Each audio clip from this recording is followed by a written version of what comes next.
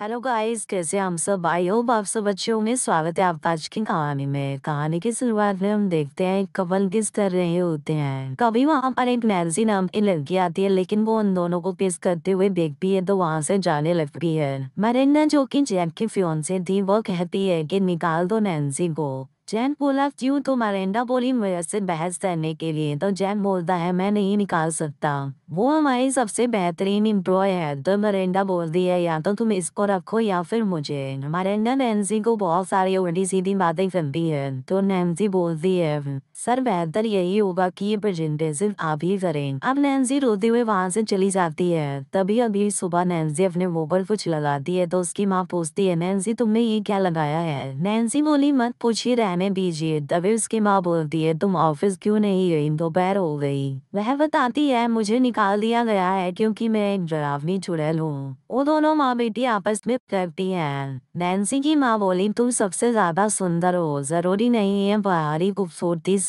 खुशी भी मिले। तभी उनके घर की डोरबेल बजती है। तभी नैन्सी की माँ जाकर देखती है तो वहाँ जेफ आया हुआ था।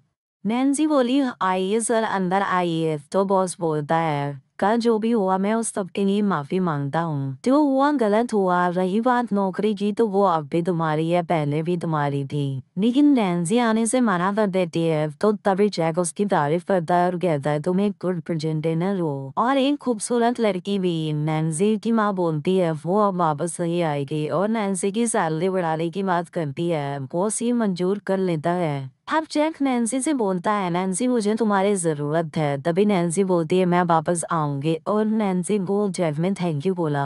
अब वो दोनों बिना वक्त बर्बाद किए अपने काम पर लग जाते हैं। अब वे दोनों बहुत ज्यादा हंसी मजाक करते हैं काम करते हुए और एक बार वो इतने अब नैन्सी जैक से और ज्यादा प्यार करने लगी थी। तभी जैक वहां से जाने लगता है तो नैन्सी अब उसके फियांसे के बारे में बोलती है कि वो तो मुझे कुछ नहीं बोलेगी, वो मुझे फिर से डरावनी चुड़ैल तो नहीं बोलेगी। तभी जैक नैन्सी की तारीफ करता है और बोलता है मेरे पास तुम्हारे लिए एक तोहफा है पर तुम्हें इंतजार करना पड़ेगा। अब नैन्सी बहुत खुश थी। फिर वह तोहफा नैन्सी के घर आया और नैन्सी की माँ नैन्सी को तैयार करती है। अब नैन्सी अपने ऑफिस पहुंच जाती है जहाँ की प्रेजेंटेशन होती है। अब जब नैन्सी सबके सामने आती है तो सबके चेहरों पर एक हैरानी दिखाई देती है। अब नैन्सी को ये नहीं पता था कि उसकी प्रेजेंटेशन कैसी गई, पर जैक का सारा ध्यान नैन्सी पर ही था और शुरुआत में तालियों की गड़गड़ाहट हुई।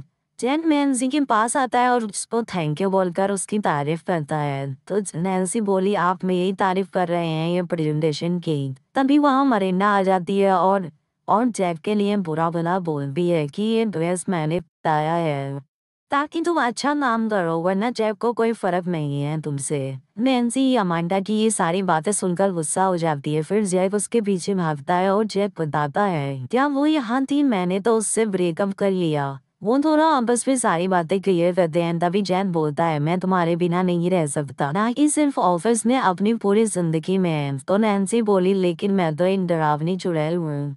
तभी उन दोनों की एक प्यारी सी किस होती है और उन दोनों का रिलेशन बन जाता है। तो हेलो गाइस,